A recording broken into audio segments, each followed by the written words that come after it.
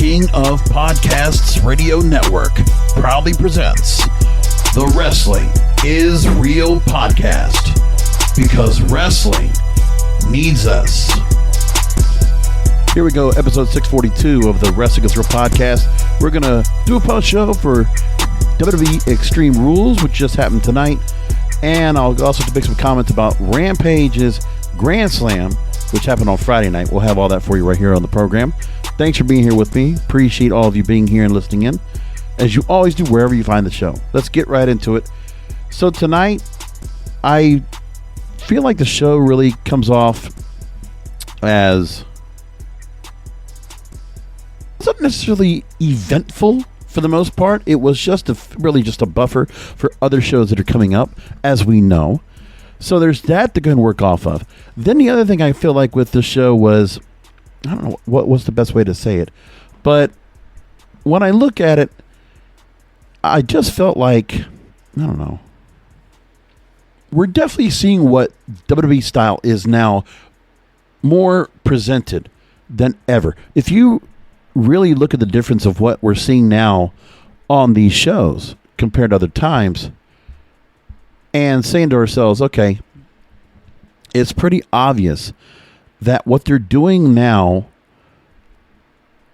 you're not getting any feel of any kind of, there's a real distinction of how wrestling is being done and how management, Vince, Bruce, the rest of that team, is going to dictate how they're going to run things on their shows. That the fans no longer have any kind of feel of autonomy that they might have had at one time. That's all gone. That's gone away. And you could feel that now. So they're in total control of what they want to do. Is it necessarily good? Do we feel like it's making much of a difference? I don't know if it is. But it's what they want to do. And I mean, no matter what, I did feel like I like some of the things that happened on the show that they put together. Don't get me wrong on that. I did enjoy what they did. The show is fine. I think it was like a good B+ show, not necessarily an A. And I thought that they did what they were going to do best with these pay-per-views, so they don't feel like they're really definitely different and distinctive from the TV show. But as we always talk about, what would make all these matches better is if there was better storytelling throughout for these matches to make them much more something we can definitely get behind more, much more emotionally invested in, because we don't get that. Now, of the matches that we got tonight, I'll say that, well, I can see where they're going with Big E and Bobby Lashley. They're feeling like there's something there, but again, everything was so rushed. When you're looking at Charlotte Flair, Alexa Bliss, that's another story that's missing a lot of pieces. They brought it somewhere, but man, they brought all this together so quickly. For less than 4 weeks after SummerSlam, let's get Alexa Bliss right into this, and let's get her right into a feud for her to lose. Then I look at the other part would be Becky Lynch and Bianca Belair. But now I see why they decided not to go ahead and really just kind of just blow off Becky Lynch and Bianca Belair altogether. Decided to go and do that because of the return of Sasha Banks. Then I'm looking at Roman Reigns and Finn Balor tonight. And I feel like that's just a speed bump. That's kind of just to slow things down as we really prepare for what they set up at SummerSlam, which was Brock Lesnar. And I think Finn Balor was just used as a buffer. Somebody it's just as a flavor of the month that, you know, you have a lot of logic as to why he should be going after the title. I mean, all that makes sense. It's understood. It's the timing. They don't want a long-term book. They don't want to stretch this out and try to tell a good long story because this company doesn't want to do that. And I think part of it is, and I've said this before, especially on Twitter, I feel like when I watch what they're doing, I know we always talk about the audience that WWE has, which is roughly 2 million viewers live, and then if you want to add the on demand, maybe 3 or 3.5, maybe 4 million viewers. But then if you add globally, you add the UK, you add India, you add other places, let's add it to, like, say about another 7-8 million worldwide. and maybe more that definitely don't watch the programming regularly that are following along on social media. And all they have to do is just follow along with social media, find a way to watch the pay-per-views, and they follow along pretty easily. Because I also feel like WWE realizes with their social media that they probably do a better job of creating interest in their matches than they do doing the long form. That's where I really think things are. I think that company, they don't want to go ahead and worry about trying to book, because I think part of it is, and this is my line of thinking, and maybe that's where I think things are going with the company anyway, is that, you know, they still have this platform, and obviously the broadcast partners and the money they're making off of this is fueling everything they're doing. It's fueling so much. Why wouldn't they do that? I mean, for them to make, what, $50 million going to Saudi Arabia every year? Yeah, why wouldn't they do all that? Are they giving the best top possible product now currently? No. But they are putting parameters in place by recreating and reinventing NXT into 2.0. It's going to take time for that to kind of muster, but I see some real solid lights out of that. I'm looking at everything, you know, rose-colored glasses, they say, or glass half full. And what they do in WWE right now in terms of their booking and what they do in some of their matches, I'm going to grade on a curve. Because it doesn't make sense for me to go ahead and nitpick so much. Especially when I would do the same thing with AEW or any other product. And I don't feel like doing that either. We're going to give a little bit of the doubt. I mean, if there's time to say something that absolutely just really stands out, then I would do. But I think that's going to be something that all the other podcasters can go do themselves. And that's fine. Go right ahead. Doesn't make a difference to me. So I look at this night, and, you know, there's quite a bit to take from it. But the other thing, too, is that, you know, for us viewers that watch 5 hours a week, we'd like to get something more tangible out of those 5 hours. Like, not just sandwich in some good matches in between and then just some bad creative. I mean, and just some really, let's put it like this, some really annoying mid-card work that's never going to get any real play on the pay-per-views. Like, keep that in mind. Because what you're seeing tonight with Extreme Rules was absolute filler. And maybe the big shows might have something that will be a payoff to a mid-card feud that might matter. But when you look at Raw and the women's tag team titles, and you look at, you know, the things going on with Mustafa Ali and Mansoor, or you look at the Mysterios and all that stuff going on, and you look at Liv Morgan and Carmella, and you look at Happy Corbin and Kevin Owens, and, like, you know, those kind of things that are not going to be playing anything significant to me at all when it comes to the main roster, when it comes to what will stand out and what will be matches that will be featured on the pay-per-views. Because right now we're also seeing there's a difference in terms of the chain of command. What matches constitute pay-per-view matches? What feuds constitute pay-per-view matches, and which ones don't. So instead of giving us the stars that we want, and sometimes in some glorified squash matches or squash matches in general, we're going to continue to keep certain stars that have some kind of clout, some kind of, you know, they have some kind of a score of integrity and longevity. You know, you look at, well, the stars they've had on for a long time. Let's just keep them on. Let's just keep them pushing out there. Let's make something happen with them. And that's pretty much it. But everybody retained. No changes in the titles at all. I mean, it was better than a Raw and better than a SmackDown. We definitely had some matches that really did stand out quite a bit. I thought the Charlotte Flair Alexa Bliss match was quite good. The starting off match with New Day in the 6-man tag, was that even announced when they put that on? Like, that's the first thing I'm going to ask about. So, of the matches on Extreme Rules tonight, Liv Morgan and Carmella, did not watch it, did not catch it, just, you know, whatever. Didn't matter to me. But like I thought, when I look at the card that I had talked about on Wednesday night, they did not feature anything about the New Day going up against Lashley at Styles and Omos. Never saw that. Would have been nice to have something like that on, but yeah. All of a sudden, that's your starting match. That's your curtain jerker. But they did that also just to go ahead and use that as a buffer to set up Big E and Bobby Lashley for the WWE Championship on Raw. Now, that's one thing I will give some credit to as well. They're definitely, what they're doing right now is, it's not so much where they're going to really fix what's in between the matches. They're just going to feature a couple of featured big matches to sandwich into their shows. And that's what they've been doing.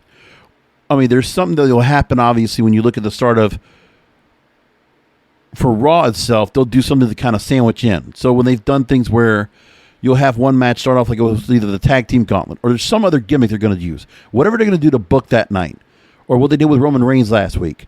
And then sandwich in to kind of create, let's do another match later on. Something else. But they're going to find a way to kind of keep some significant interest at the top of the hour, 8 o'clock tomorrow night. And obviously they've already put something out there with Bianca. What was it? Oh, yeah. So Sasha confronting Becky Lynch on Friday night. So they did a few things to set up for TV this week. They're not going to go to the level of prepping like AEW does. They're not doing like, let's just line up matches. Because I think the other thing, too, is that what AEW does really well is their mid-card, they put a lot of effort into it. And I think that's the one thing that stands out more to me than what the WWE does. They don't take enough time to put the real significant effort into storylines. And also, you got to remember that they do things where if some storylines might be a little bit average, and that's the one thing I heard from Brandon Thurston at WrestleNomics, where he talks about AEW. And he says, are they going to burn themselves out of some real top stars, and some of the other stars are going to be left out? Listen, if they're going to have some shows that are not going to be so booked highly, that's okay. They also are going to have to go ahead and continue to go the path of keeping the young stars significantly in front and center, while letting some of these stars they've brought into the mix, the free agents they've brought on, but Adam Cole, Bryan Danielson, CM Punk, let them still be in there and just start rotating. They get thrown into the rotation now after all these significant shows, like say after Newark, and then as you lead in the Full Gear, who do you decide to assign for matches? Which feuds you're going to focus on towards the pay-per-view? You take it from there, and then boom. And that's it. Like the next 4 weeks, let's get for Full Gear. Let's see where we're going to go with it. They're going to set those matches up. And then they'll find ways to do something. Listen, they got a lot of time with Rampage as well. They'll have time for things. And you have to imagine that all these new stars they brought on board, you can't expect them to all be on TV with significant roles all the time.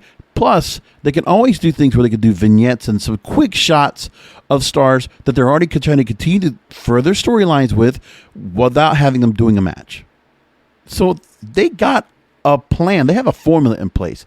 I'm not worried so much about AEW doing that. My thing is just to not lose sight on building the younger talent, building the future, and making sure that the other stars they've brought in, while they have their time in the sunshine, living it up and being brought up and raised to the top of the card for their main event status as they are. They need to be able to be humbled to, just like CM Punk is right now, work with the younger stars. I'm hoping that Bryan Danielson will be doing the same thing, and that in some case, Adam Cole Adam Cole doesn't really need to do anything. Just follow along with the Young Bucks. If they want to do a trios championship, work on that. And then you have all these different trios of stars, teams put together to go after those titles and make them something. Sure, we could go to that route. And they've already gone ahead and worked in a certain direction on some of the stars they've had right now with, doing a lot of 6-man tags in the first place. So to do this would not be anything new for them to add. But they don't have to have those titles defended all the time, like a once-a-month thing. So that's another thing you'd add as another carrot to the mix. Sure. But back to WWE now. They're still going to work on their own system where they know they have a certain audience that's going to watch. They know they have certain stars, regardless of their star power, or regardless of the storylines they're in. The storylines are secondary compared to the characters. And the fact that these stars, how their global audience perceives them and how they look at them. And it's really for them to interpret. And it's not so much where WWE does the interpretation for them. You know, I mean, there's really a lot of one dimension and a whole lot of couple of things we learn here and there to kind of add a little bit of depth to a character. But that's all they're going to do with certain stars. Unless it's like a Roman Reigns and a bloodline, that's a different story. But you can see what they're doing. My thing is, into the matches themselves. Let's just get into it right now. I need to go and just start talking about the actual shows tonight. So New Day, opening match, where Big E, Kofi, Kingston, Xavier Woods, they're doing the promo. They're doing the blowing smoke up our ass about the draft. We know that doesn't make a difference. I could care less about a brand split. I could care less if they have the brands connected. It doesn't matter. They're going to do the brand split because it does work the way they're going to do with their shows. And it is for them where they're able to go ahead and separate and create title and have the titles that they already have in place to use for certain stars as gimmicks. I mean, really as just something to give a star purpose. Because we understand in WWE, if you're not working something around a title, it doesn't make much of a difference. And the only titles that matter are the singles titles. The tag titles are kind of just, they're just thrown out there. We feel that for the Raw, SmackDown, and women's tag team titles. The secondary belts, the IC and the US title, doesn't make much of a difference to me anyway. I mean, they are positioned to be belts so that if you want to know who is somebody they're going to, that the company is definitely putting some idea behind, if it's a younger star that gets the IC title, then we always know those titles are meant because a star is going to get a push up. So you're getting a push by getting that secondary title, the mid-card belt, US or Intercontinental, which is what Big E got by getting the IC belt. Some other ones, they just get it as kind of a rub in the mid-card so they can say, oh, look, here, we got to this level, but they're never going to get higher than that. So you'll see some younger stars that will get those secondary belts, and it's just a ceiling. We don't know if Damian Priest is being held at a ceiling yet. But what I think of, there's a lot of stars that have gotten up to that IC or US title level and have never reached higher than that. And sometimes you don't think they're going to go any higher than that. The rare cases where, like, after a long time, Dolph Ziggler finally won the WWE Championship. Kofi Kingston won the WWE Championship after multiple reigns as IC champion or US champion. Remember? What is it? Moxley as Dean Ambrose held on to that belt for a long time before he became WWE champion, right? They all went through that. Seth Rollins multiple times. But now they don't look at Seth Rollins as a champion at all. But what we really got to look at is we can look at what they're going to do with the draft next week or on Friday and see where they're going to go. Like, there's some certain people that they should go to certain places or should stay for the sake of. Let me just put it like this.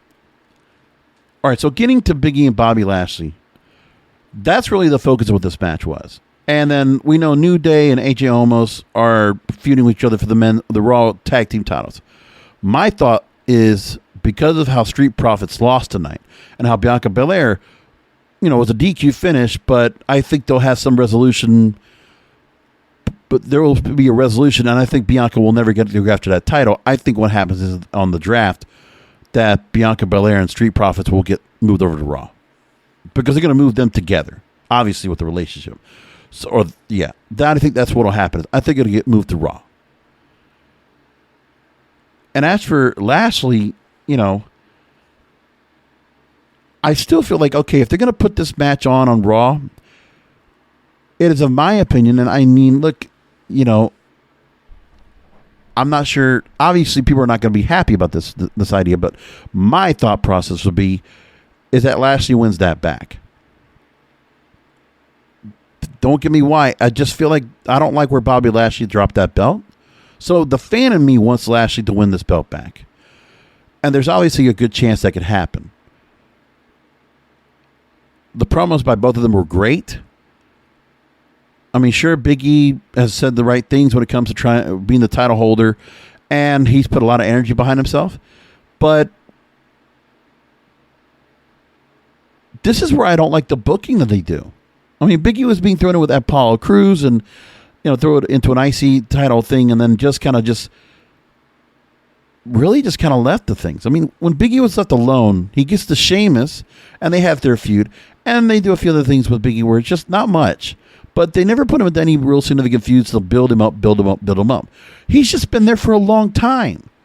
So it's just like a Dolph Ziggler or a Sheamus. It's like he's been here in the system since 2012? Like, it's not going to be 10 years for this guy from developmental to now. He's been in that New Day gimmick for a long damn time, and that works for them. It's like, okay, so they're doing their thing. It works for them. I don't know if the New Day gimmick will ever get thrown out or if they're ever going to do anything with any of those guys to break them up. It sounds like they don't want to do it. And the crowd ate the New Day up. They were so into the match. The New Day is still as much over as they have been for years. And I just think that people are just seeing them as such an attraction they don't want to see break up. The kids love it. The families love it. You could just see that the whole thing of them, it's a standout, and that's what, you can obviously see that the WWE fans that come to their shows, they want to see him. They want to see the New Day. That's an attraction. So you really don't mess that up. And just for the sake of it, they're the traveling show attraction. They don't change, so you don't change them at all. I'd like to say AJ Styles and Omos break up because I'm just it's not. I never felt like AJ Styles and Omos worked. I've really felt like AJ Styles has been anchored by having Omos to work with, and there's not much he could do with Omos to get him over. It's just that Omos played the bodyguard. They've played that long enough, and let's just move him along. If you're going to get Omos somewhere, then pair him with a manager, do something to get him to a certain spot. I don't know what you do with him, but right now, Omos just needs to go solo and just give somebody else to him to kind of work off of. I don't know what you do with that, but,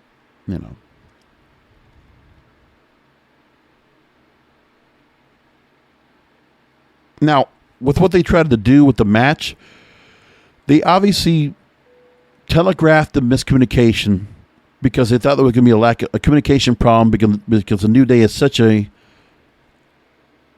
group that is so put together and they have so much, camaraderie. So Styles and Lashley going after each other, tagging each other out, that whole thing to get Big E to get the pin on Lashley, I get the reason why they did it, and they prompted the match for tomorrow. So that I understand, but I don't like to see Lashley getting pinned again. After you build him out for so long, holding that WWE Championship, I don't like seeing him being brought back down. But they could very well go ahead and get his heat back and get him back with that belt. I just think it works better for Lashley to be that champion, just like Reigns is over on SmackDown. That's where I think things should go. Usos against Street Profits for the Tag Team Championships. Now, they did the deal with Montez Ford on SmackDown to get his ribs injured. This is something I don't like, and this is where, this is kind of like the old school wrestling fan of me. You get that kind of injury, especially 48 hours later. Sell it. You got hurt. You got bashed away by both Usos. And these guys are going to have the upper hand on you. Did they even do anything about mentioning how Dawkins... Did they even have a promo to kind of lead up to the fact that Dawkins and Ford were going to kind of go up and there was Dawkins had to go and comment about his tag team partner getting attacked? I don't know. Do we ever get a promo like that? I don't know if we got it on social media or what, but I didn't see it. Would have been nice to see that part. And then, sure, Montez Ford, listen, he's great in the ring. They're both really good in the ring. And obviously, Montez Ford is the one that stands out more and more charismatic, much more animated in the ring. But while you're doing that, please sell the damn injury. I don't want to, once in a while, grab the ribs. No, you got to be able to show that you got to be showing you're being affected by the whole time. This is one thing I get where WWE just kind of, they need to go and crack on this a little bit more. There are just some people that need to be showing that they're selling better. And some of these stars don't do enough of that. And that kind of just grinds my gears. I don't like that. Plus, with Montez, Ford, Angelo, Dawkins, Bianca, Belair, I don't like to point this out, but I want to see some more aggressiveness from them. Can't just be happy all the time. With New Day, it's a different story. Like, you can see the happy, but then there's time to fight, and there's time to go ahead and be tough. It's not like they're not, but I want to see more aggression from them. That ruthless aggression, yeah, I want to see some of that from Bianca, Angelo Dawkins, and Montez Ford. Something more of that from them. And because of that, Street Profits, they had more of an edge. There's no edge. And Bianca doesn't have the edge that I'm looking for. And I'm not talking about some street edge. I'm not talking about street cred. An edge to them. Something stronger. And I don't think the company's going to allow them to be a little bit harsher than they could be. Because I feel like this, it's also the kid thing where they have to have, stars that are a certain approach. But then also you have stars like Bobby Lashley where you can't really do because it's just going to be kind of just an imitation of the same. Because Montez Ford necessarily is not a menacing character. Neither is Angelo Dawkins. Angelo Dawkins could be much more of a tough, he should be more the bigger man, the big guy kind of feel to him, but he's not. But people do like the gimmick. They're into it, the red cups, even with the smoke. So it fits the part, but, they don't get to talk a whole lot.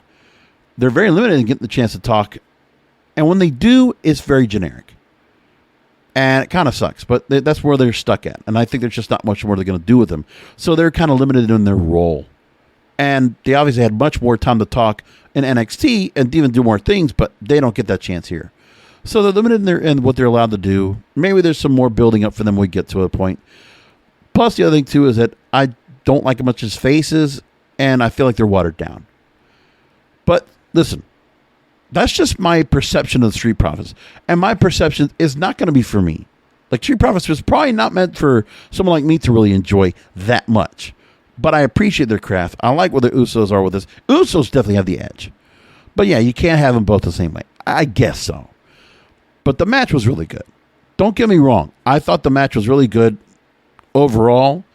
Usos going over with the right result. And I do think that Street Profits moving over to Raw would be better just to kind of make some change over there. I don't know what they would do or how you would approach it, but I just feel like there's something there where you could, all the pieces are set for Bianca Belair and the Street Profits to move over. That's my guess. Charlotte Flair, Alexa Bliss for the Raw Women's title. Regardless of the storyline or the gimmick that Alexa Bliss has done her best to get over. I think she's done as good as she can to get the character over. The doll's over. I mean, damn, Lily got over tonight. That's something else. And they've obviously done things to kind of play down the magic, which is good. But where do you go with Alexa Bliss now? I mean, they obviously kept her. Like, I love the rage now that Alexa Bliss has, is like that. The childlike part I'm not been into, but I get why they do it. And I didn't think it hurt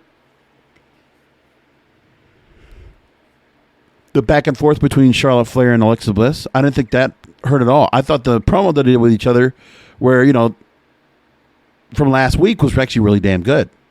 I really liked that a lot. So to play that off was really fun. And then you have Charlotte win the match, in a really good match, by the way, between those two. And Alexa gets her heat back. But then it was also because of what Charlotte did. Charlotte, by breaking the doll, continues the feud. Which makes sense. Listen, those two are going to work well with each other. You just got to make that storyline work. But those two can work well with each other. I like the match they had tonight. And the other thing I'll say, too, is that with Alexa Bliss, with whatever they make her do, for her to have to go and cry over that doll and react manically over it, she's actually pretty good at acting. She's really good at it. She can pour on tears. She can definitely bring on, she can definitely put on the emotion. She can turn that on really quick. But that's the other thing. It's just, I just think she's great. I'm still go back to her heel run as champion, and just how she used to just like kind of get emotional and then just throw it back at the crowd. I just love that crap. And that's the Alexa Bliss that Charlotte Flair was talking about. She wanted to face, and like, yeah, that's my favorite Alexa Bliss. But that's not like I don't like the Alexa Bliss of now. I still think she's great, and doesn't get the kind of credit that the other girls, the other women do in the roster, like a Bayley or Sasha Banks or a Becky Lynch or Charlotte Flair. I always feel like Alexa Bliss actually fits right in that same mold. To me, she does. Fits right there in the same mold with them.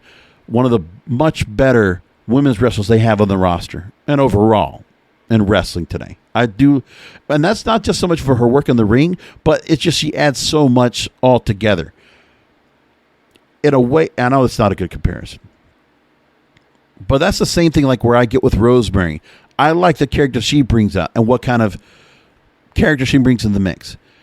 And this is like what I feel like Alexa Bliss is, kind of in the same vein as that kind of realm with this type of character. It is kind of an offshoot to Rosemary, but it's just like, it just feels like the dark, the brooding, and just kind of, almost like with a childlike feel to it. That's my thought process, but I'm sure other people feel differently. Damian Priest, Jeff Hardy, Sheamus, triple threat for the U.S. title. Well, look,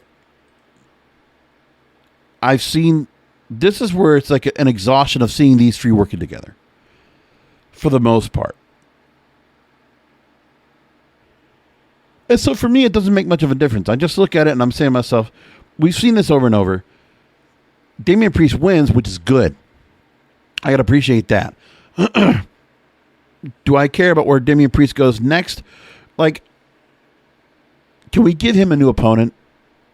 During the draft, let's get some people over that Damian Priest can work with and do something different with him. Like, I don't know who you bring on, but let's get some heels over to Raw that can be working with Damian Priest right now and go after that U.S. title.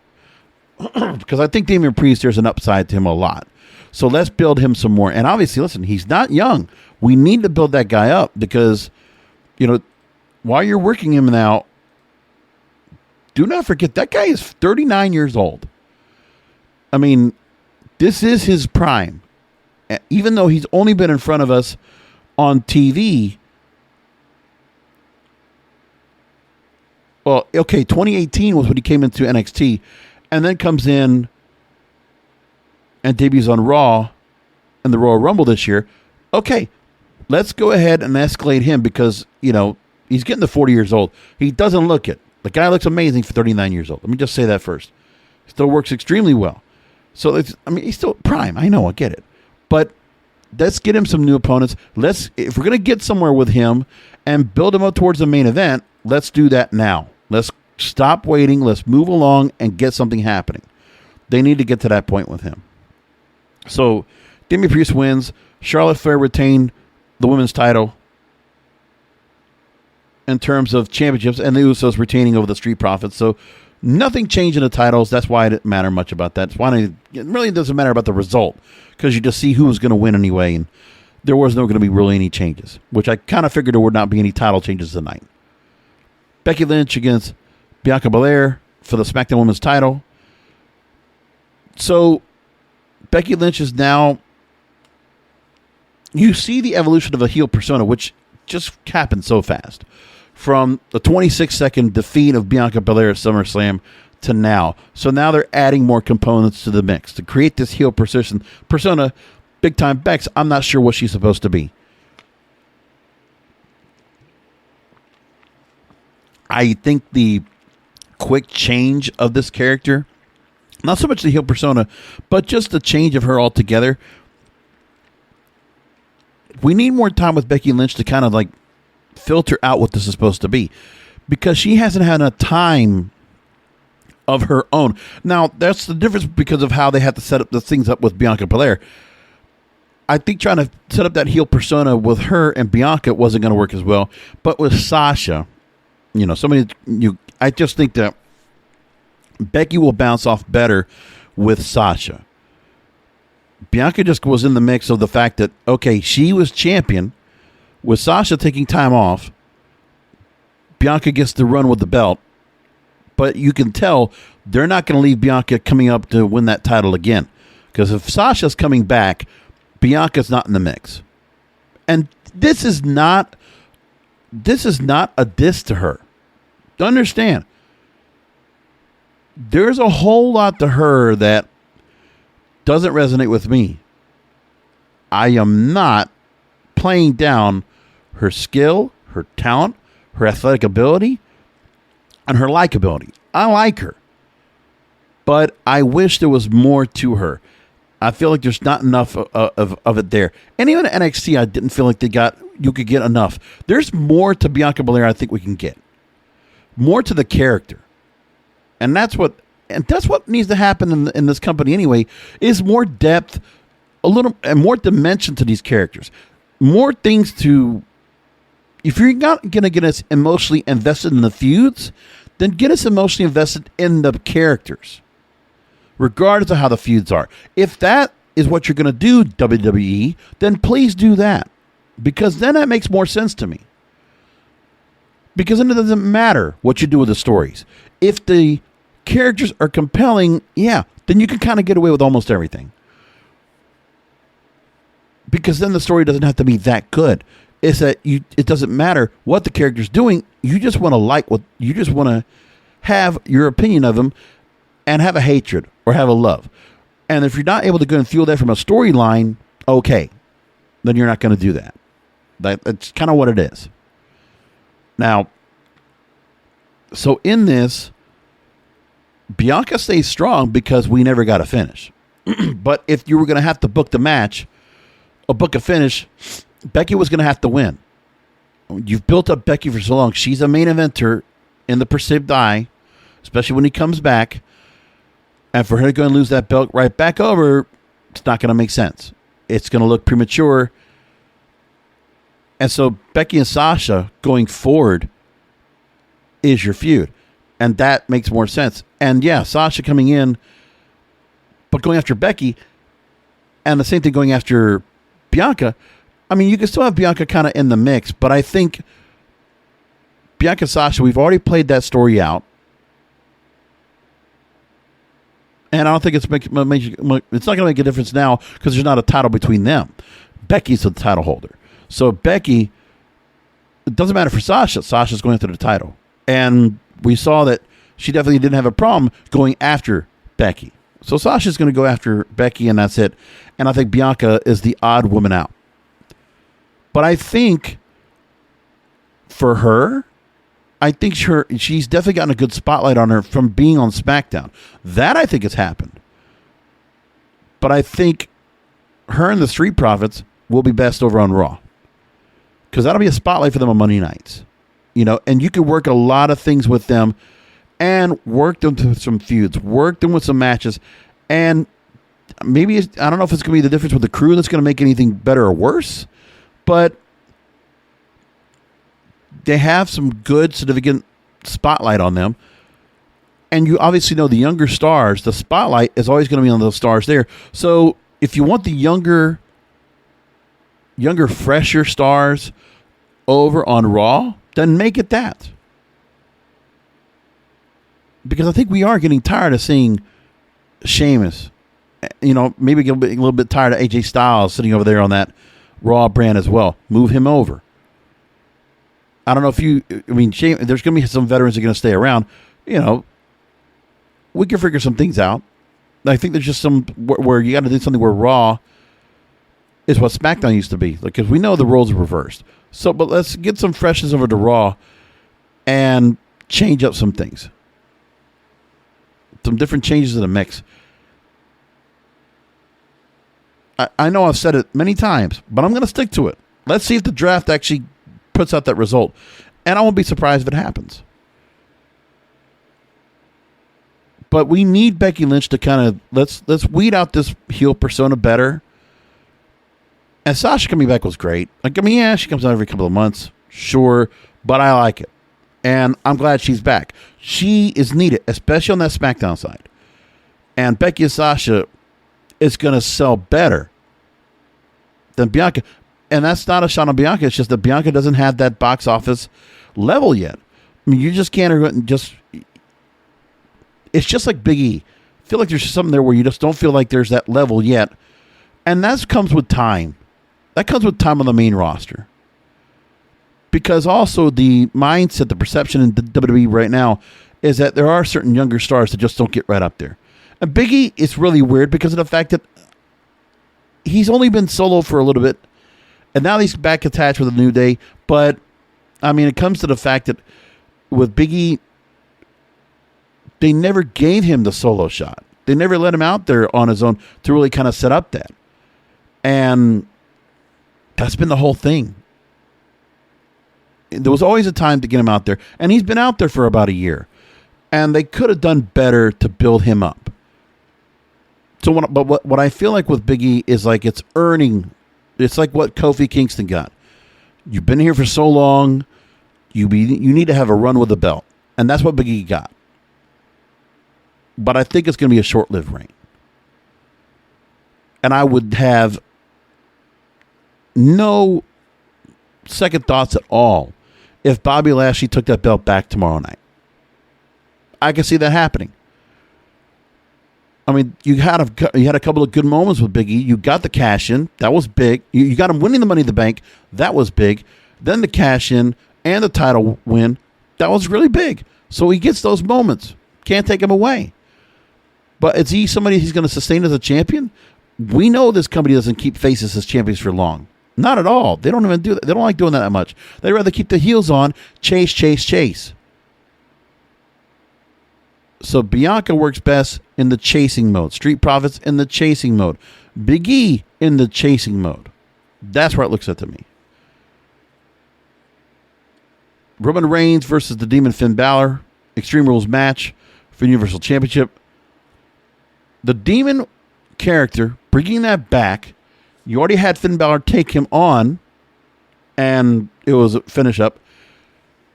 We're not going to get Brock Lesnar back, not for this B-level pay-per-view of Extreme Rules, but we will get him for Crown Jewel. They made the announcement they're going to fight each other at Crown Jewel, which is the next pay-per-view. And, yeah, to bring back the Demon. Also bring him back to what he was represented as when he was Universal Champion the first time. Right? He was Universal Champion as the Demon. Undefeated as the Demon. So take away what Finn Balor was as his own, the Prince, and, in his normal persona. Take that away. You create the Demon, and even with that, they brought the extra elements of like a Bray Wyatt type of feel where the Demon, his heart starts pumping back up, and he comes right back to life. Okay. That's how you made it so that Roman Reigns, there was a doubt that Roman Reigns could retain tonight. And that's what they did with that. Now, okay, that makes sense to me. Plus for Big E, okay, you gave him the run as the Money in the Bank briefcase holder and WWE champion instead of putting him up against Roman Reigns to be fodder, right? So instead of Big E being thrown to the wolves at Roman Reigns to be taken down, instead he got a chance to win significant things, become the briefcase holder, and win the championship. That's a win-win for him. Instead of him going after, because even in defeat, I don't think Roman Reigns would have made much of a difference. In a Roman Reigns loss, Big E wouldn't have been built up better. Like, it's not like where CM Punk goes and takes on Powerhouse Hobbs or takes on Darby Allin and they elevate because of that loss. I don't think the Roman Reigns, well, the way that Roman Reigns is booked, that working with him, somebody gets elevated. Because they're also not working with younger stars. There's not younger stars you're putting up against Roman Reigns to elevate. They don't. That the WWE doesn't believe in that. They're not doing that here. So that it doesn't matter to them that way. So either which way, the Mirage is taken of a tougher opponent. That's what the Demon does. Then you add Extreme Rules to the match. So it made the match a good buffer, an in-between match leading up to Brock Lesnar, which is ultimately the next goal they're going to go through with. They positioned at SummerSlam. Now they're going to go and go to that. And we haven't even gotten close to where we have a real back and forth between Paul Heyman being the middleman between those two and all the issues in between them. We'll get that now leading up to Crown Jewel. That's going to be something good to watch.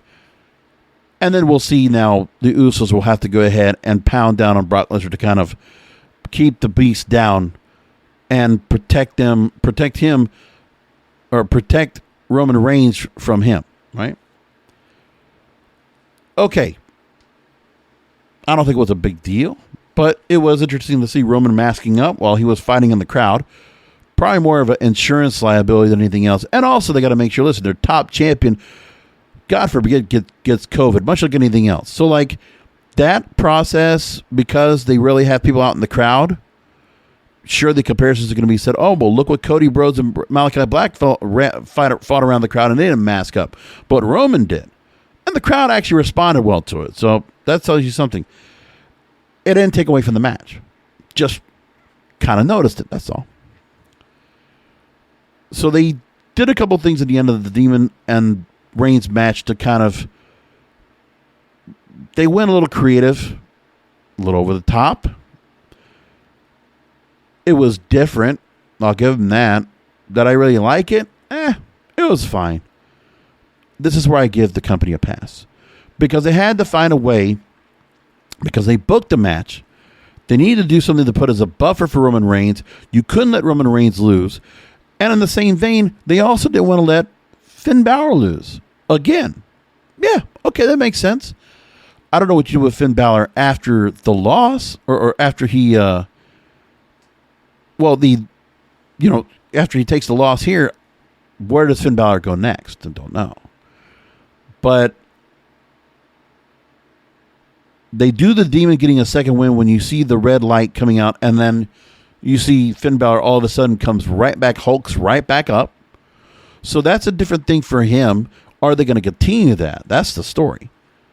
But it's not, that part I didn't have a problem with. I think by them giving, just like the Superman strength that Roman Reigns has, or that John Cena has, and a level like even a Bobby Lashley might have. Like, there's certain stars that get that.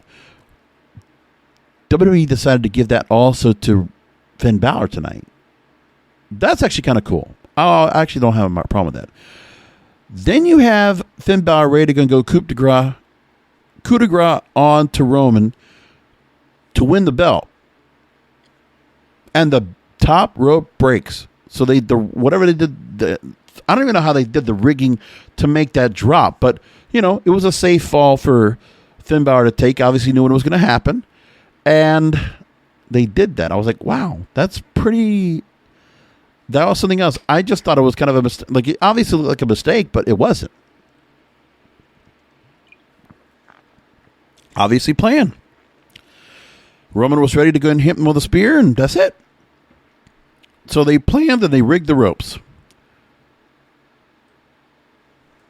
And that's okay.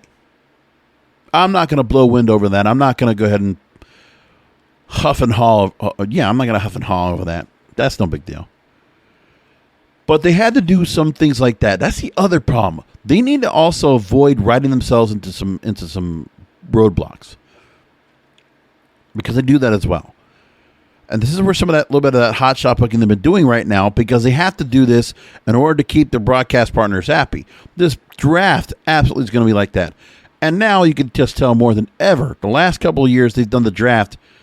Like this year, I feel like it's going to be much more significant, because they have to like SmackDown's stable. It's not doing too bad. They're getting over 2 million viewers. They're getting the 18 to 49 viewers on Friday nights, which is important to Fox. So they're getting that part. At least it's a win for Fox when they get it at that point. I mean, seriously, when you look at the rest of the shows on television and trying to go after that younger demographic, I mean, network TV is just lucky to get anything right now. But they're all struggling if you look at it. When you look at the overall numbers of who's doing what, like the ratings are going really rough right now. It's not good at all. Because when you look at every night and you're looking at the ratings that are coming across, like everybody's struggling. General, like the shows that are getting the most viewers right now, it's a lot of older audience CBS shows. When you're looking at 60 Minutes or NCIS or Equalizer, like CBS is a certain thing. And to go after a different audience, you're just looking at, okay, what can they do to kind of build back up? Let me put it like this. If you look at the Fox ratings right now, overall, we just look at the 18 to 49 demographic. You have Masked Singer, I Can See Your Voice, so all the reality type shows, 911. And then after that, 911 Lone Star, and then you've got other shows that kind of hold up a little bit, but for the most part, SmackDown does pretty well compared to the rest of the lineup. And the rest of what's also out there in the first place. But there's so many shows that are to a younger audience that, you know, they're not even pulling 3 million viewers for the most part. If they're lucky to get that much. So they're just trying to work with what they have, right? I mean, there's not much to say about that. SmackDown is getting what they need to get done to kind of build up off of.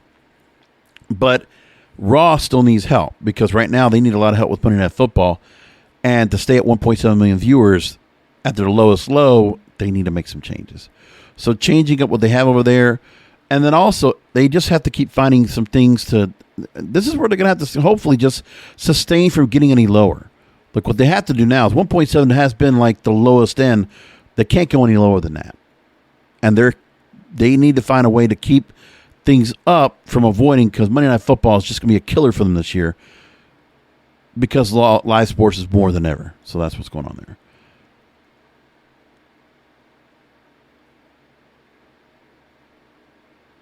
So let me real quickly talk about Rampage Grand Slam. I didn't get to say much about it, but I'll just want to go just give a couple things. So CM Punk Powerhouse Hobbs.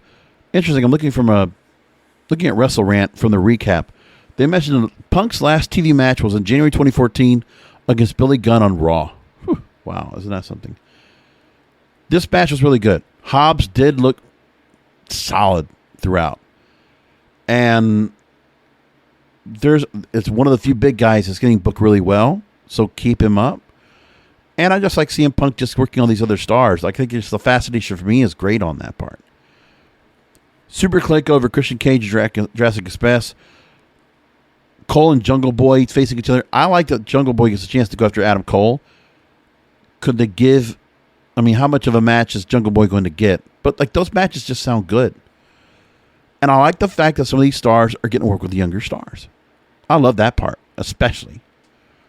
And that's just across the board. That change up of like, you know, established from up and coming, the rising stars. I love that dynamic. And they do a lot of that in AEW. Men of the Year over Inner Circle. Good match. Jericho and Hager. Men of the Year getting over. Pretty big to me. Lucha Brothers, Santana Ortiz, Private Party, Butcher and the Blade for the 8-man tag. That was pretty cool. We know that Sammy Guevara is going to take after Miro on Dynamite. They got that, plus Adam Cole and Jungle Boy. Damn, good stuff, man.